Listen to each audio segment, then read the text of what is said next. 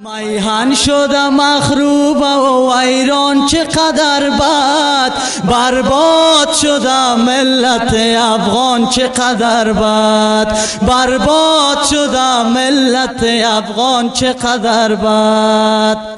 دامان وطن سوخته در این آتش از جنگ، آخر وطن سوخته دامان چقدر بد. آورده به ما دشمن ما آتش سوزان، سوزم در این آتش سوزان چقدر بد، سوزم در این آتش سوزان چقدر بد. میهن شده مخروب و ویران چقدر بد، میهن شده مخروب و ویران چقدر بد، برباد شده ملت افغان چقدر بد، برباد شده ملت افغان چقدر بد. اهل وطن ما شده با هم همه دشمن، لا حول نگویند به شیطان چقدر بد. فرمود خداوند که مومن اخ مومن، کس نیست کنون پیرو قرآن چقدر بد، کس نیست کنون پیرو قرآن چقدر بد.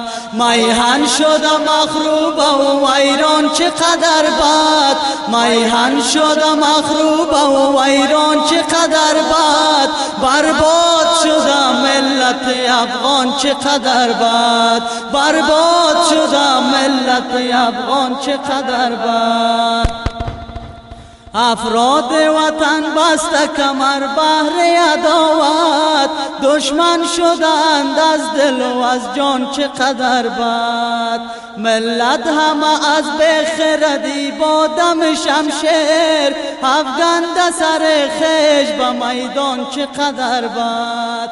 میهن شده مخروب و ویران چقدر بد، میهن شده مخروب و ویران چقدر بد، برباد شده ملت افغان چقدر بد، برباد شده ملت افغان چقدر بد.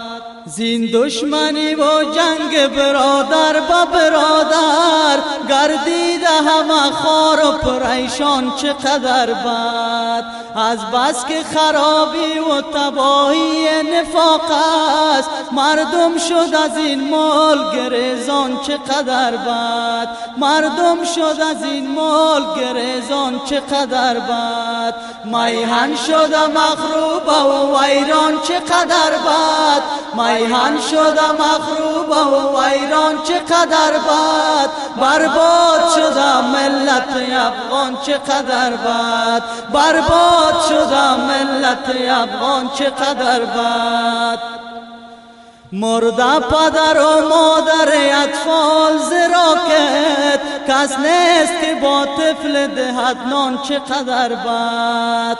از خنده و از شادی نباشد نشان هیچ، هر گوشه بود مردم گریان چقدر بد، هر گوشه بود مردم گریان چقدر بد. میهن شده مخروب و ویران چقدر بد، میهن شده مخروب و ویران چقدر بد، برباد شده ملت افغان چقدر بد، برباد شده ملت افغان چقدر بد، برباد شده ملت افغان چقدر بد.